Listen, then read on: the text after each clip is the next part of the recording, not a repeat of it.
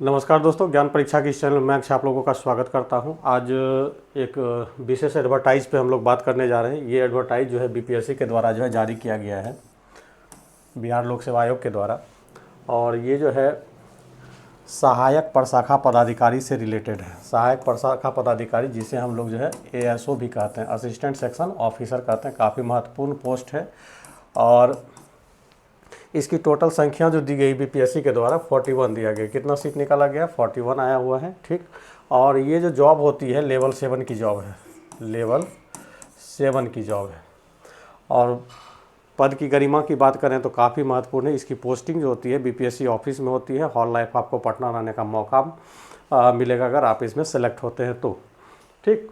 तो देखिए, इस पर आज हम लोग जो चर्चा करने वाले हैं विशेष रूप से कि इसकी सैलरी क्या होगी, इसमें प्रमोशन स्कोप क्या है, न्यू वैकेंसी की संख्या आपको 41 बता दिए, सहायक प्रशाखा पदाधिकारी का कार्य क्या होता है, ठीक। और विशेष जो इसकी एमिनिटीज़ होती है, सुविधाएं होती है, वो सब हम आपको बताने जा रहे हैं। तो वीडियो काफ़ी महत्वपूर्ण है, तो आप लोग जो है शुरू से अंत तक इस वीडियो में बने रहें। तो चलिए हम लोग आगे बात करते हैं। तो देखिए, इसमें सबसे पहले मोटा मोटी जो एडवर्टाइज में जो चीज़ कहा गया उसको हम लोग देख लेते हैं, फिर हम सिलेबस की भी बात करेंगे। सिलेबस जो है डिटेल में बात करेंगे और इसके बाद जो है हम ये भी बताएंगे आपको कि इसकी तैयारी जो है कौन कौन सी पुस्तक से करनी है। तो चलिए आगे बढ़ाते हैं सेशन को। तो देखिए, ये बीपीएससी के द्वारा एडवर्टाइज जारी किया गया। एडवर्टाइज नंबर जो दिया गया है 37 है। इसमें जो है सीटों का क्या कहते हैं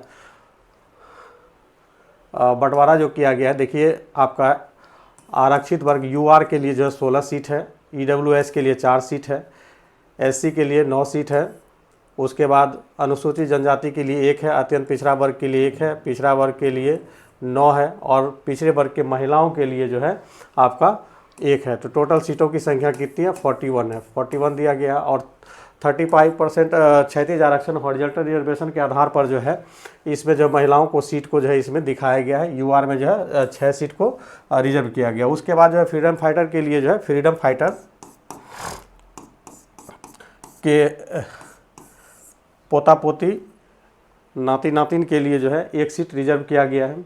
बाकी तो एडवर्टाइज में बाकी बहुत सारा चीज़ लिखा हुआ, आप लोग अच्छे से पढ़ लेंगे। चलिए, इसके अलावा हम लोग चलते हैं दूसरे पेज पे। महत्वपूर्ण चीज़ क्या है वो देख लेते हैं। तो अब इसमें हम सबसे पहले देखेंगे सिलेबस क्या है। सिलेबस क्या है तो सबसे पहले हम सिलेबस के बारे में बोल रहे हैं कि इसमें 2 पार्ट में एग्जाम होती है। एक पीटी होती है, एक मेन होती है। एक पीटी, एक मेन। और ये दोनों जो है ऑब्जेक्टिव बेस्ड होता है। क्या होता है? ऑब्जेक्टिव बेस्ड होता है। क्लियर? मतलब दोनों एग्ज़ाम जो होगा आपका ऑब्जेक्टिव होगा और साथ में आपको जो है 3 पुस्तक ले जाने की भी अनुमति होती है। हाँ, ये ऐसी परीक्षा है जो पुस्तक सहित होती है, लेकिन कैसी पुस्तक? आप चाहेंगे लूसेंट लेके चले जाएं, क्रॉन लेके चले जाए, तो ऐसी नहीं। एनसीईआरटी का 3 बुक आप ले जा सकते हैं, उसमें भी खास करके एक सेक्शन के लिए एक। जैसे एनसीईआरटी का मैथ एक ले जा सकते हैं, उसके बाद एनसीईआरटी का साइंस ले जा सकते हैं, एक एनसीईआरटी का सोशल साइंस का बुक ले जा सकते हैं, जो कि इसमें लिखा हुआ है। तो देखिए, हम लोग देखते हैं प्रारंभिक परीक्षा, जिसे हम लोग पीटी कहते हैं। पीटी जो है आपका ऑब्जेक्टिव बेस्ड होगा। परीक्षा का विषय और प्रश्न पत्रों की संख्या। तो इसमें देखिए, समान अध्ययन 50, मतलब जीके आपका जीके जीएस जो रहेगा वो आपका 50 क्वेश्चन रहेगा। कितना रहेगा? 50 क्वेश्चन रहेगा। और विज्ञान और गणित से जो है 50 रहेगा। तो इसको ऐसे समझिए कि मैथ भी आपको 25 इसमें पूछा जाएगा और रीजनिंग भी आपको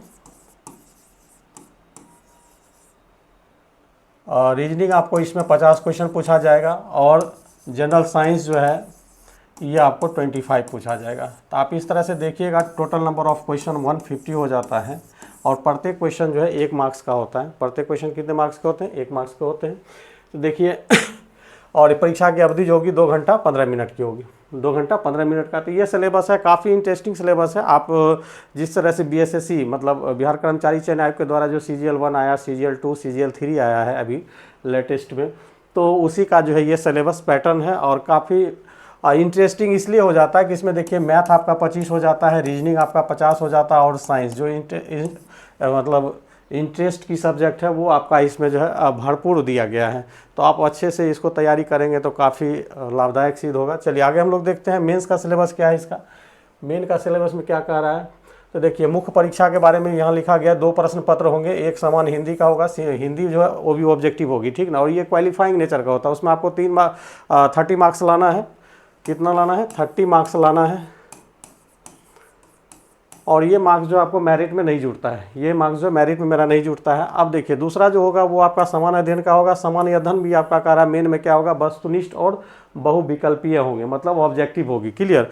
और उसका जो पैटर्न होगा, जो पीटी का पैटर्न था वही मेंस का भी पैटर्न होगा। तो देखिए समान अध्ययन में जो है आपका 50 क्वेश्चन पूछे जाएंगे, और सामान्य विज्ञान और गणित में मतलब 25 का क्या कहते हैं क्वेश्चन रहेगा। उसके बाद मानसिक क्षमता में जो आपका मानसिक क्षमता दैट इज रीजनिंग में आपको 50 क्वेश्चंस रहेंगे। कितने क्वेश्चंस रहेंगे? 50 क्वेश्चंस रहेंगे।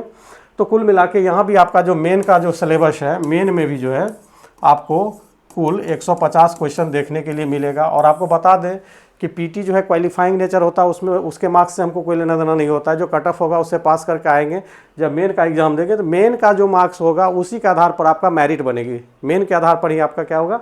मेन में जो मार्क्स आपको अचीव होगा उसी के आधार पर आपका मेरिट बनेगी। और हम अपने बारे में बता दें कि ये एग्ज़ाम जो है हम भी 2 बार दिए हैं, पीटी क्वालिफाई किए थे दोनों बार, ठीक है। और मेंस भी 2 बार लिखे हैं इसका। तो चलिए आगे चलते हैं। इसका विशेष जो मेरे पास अनुभव है आप लोग के साथ शेयर करेंगे, तो आप लोग हमारे साथ बने रहें। चलिए अगला क्वेश्चन। तो अगला में देखिए आपका वही मुख्य सिलेबस के बारे में बताया कि क्या क्या पूछा जाएगा। तो हिंदी के बारे में बताया गया है। हिंदी में जो वही आपका वाक्य, उपवाक्य, पदबंध, शब्द, अक्षर, विसर्ग, संधि, मतलब जो जनरली होता है। आप इसके लिए अगर हिंदी के लिए अगर आपको ज़्यादा टेंशन होगी तो आप लूसेंट की एक हिंदी बुक आती है उसको अच्छे से पढ़ लेते हैं, तो इसका सिलेबस जो काफ़ी मैच कर जाएगा और आसानी से आप इसे बना पाएंगे।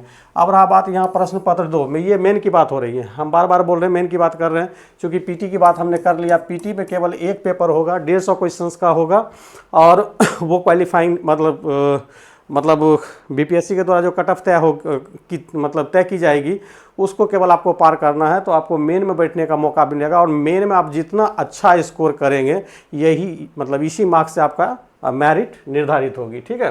तो देखिए इसमें भी जो है आपका सिलेबस डिटेल किया गया है कि क्या क्या पूछा जाएगा। समान अध्ययन में क्या क्या रहेंगे, जो हिस्ट्री ज्योग्राफी रहता है, ठीक, साइंस रहेंगे, वो सब चीज़ इसमें बताया गया है। रीजनिंग का भी सिलेबस दिया गया है। तो चलिए इसमें अभी उतना हम डिटेल, अब ये मेरा जो वीडियो है आपको केवल ये बताने के लिए है कि नया वैकेंसी आया हुआ है, इसे आप लोग जो है ऑनलाइन करें। बाकी और सब ये डिटेल दिया गया है, आप लोग जो है एडवर्टाइज डाउनलोड करके आप इसको पढ़ सकते हैं। जहाँ विशेष बात होगी वहाँ हम रुकेंगे, बताएंगे। यहाँ पे चलिए रुकते हैं। यहाँ शुल्क की बात है। शुल्क जो है जनरल कैटेगरी के लिए 600 है, बाकी आपका जो है SC ST के लिए 150 रुपया है, और महिलाओं के लिए भी 150, चाहे किसी भी वर्ग की महिलाएं हो उसके लिए 150 रुपया है। दिव्यांग अभ्यर्थियों के लिए जो 150 रुपया है, और अन्य सभी जो बाद में रेस्ट बच जाते हैं उसके लिए 600 रुपया है, ठीक है। चलिए अब यहाँ पे जो महत्वपूर्ण डाटा है वो देख लेते हैं, कब से कब। तो ये देखिए ऑनलाइन स्टार्ट जो होगी, ऑनलाइन जो स्टार्ट होगी ये आपका 29/5/2025 से स्टार्ट होगी, और इसका लास्ट डेट जो रखा गया है 23/6 मतलब 23 जून 2025 तक। तो आप लोग जो है ये समय को ध्यान में नोट कर लें और समय अपना फॉर्म भर लें। चलिए आगे हम लोग चलते हैं। इसमें जो जानकारियाँ थी हमने उसको शेयर किया। चलिए आगे हम लोग देख लेते हैं। इसमें OTR की बात है, 1 टाइम रजिस्ट्रेशन की बात होती है, उसको भी हम लोग देख लेते हैं।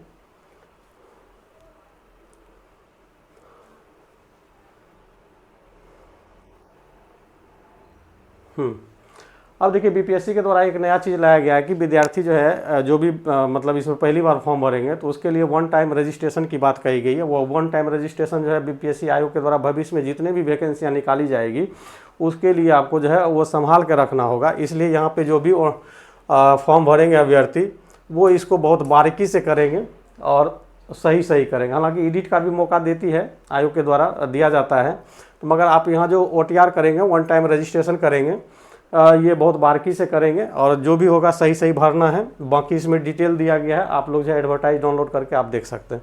चलिए अब मेन बात हम लोग करते हैं।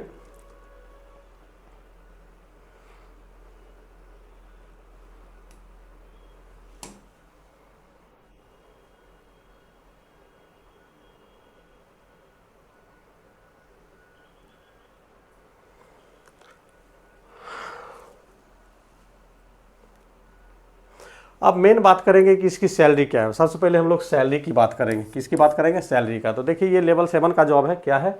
लेवल 7 का जॉब है। लेवल 7 का जॉब है। इसका बेसिक जो होगा, आपका बेसिक पे स्टार्ट जो होगा वो 44,900 से स्टार्ट होगी, 900 से। डीए एज पर जो अभी चल रहा है, जैसे अभी की हम बात करते हैं तो डीए जो है अभी आपका 55% चल रहा है। तो 44,900 का जो है 55% निकाल लीजिए, जो भी हो, ठीक। उसके बाद फिर आपको पटना में रहने का है मौका मिलता है, तो एचआरए आपको 20% मिलती है। फिर आपको मेडिकल दिया जाता है, मेडिकल आपको 1000 है। उसके बाद ट्रांसपोर्ट अलाउंस दिया जाता है, जो कि आपका 3000 फिक्स है। इसके ऊपर भी आपको क्या दिया जाता है? डीए दिया जाता है। तो ये जो है देखिए सैलरी अगर देखें तो अब यहाँ पर अगर हम 44,900 का 55% निकाल के देख लें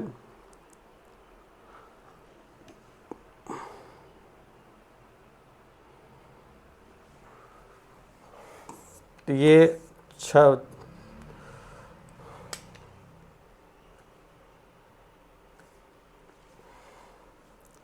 24,695 रुपया होता है। और एचआरए आपका 20% है। एचआरए कितनी है? 20% है।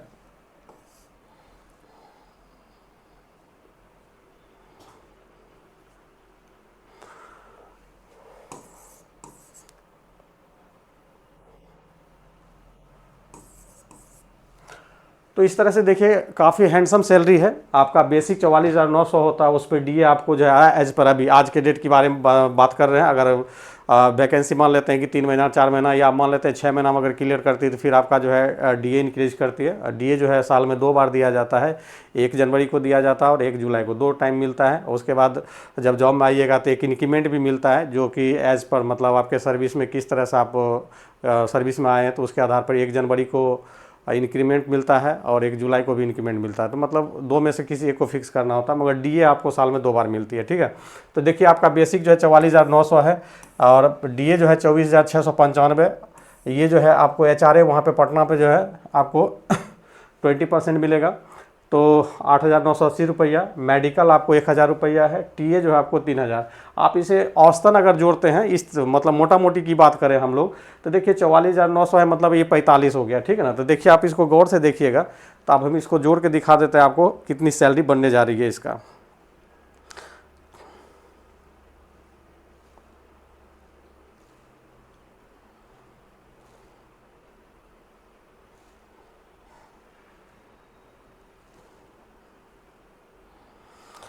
आपका ग्रॉस सैलरी जो है 82,575 रुपया।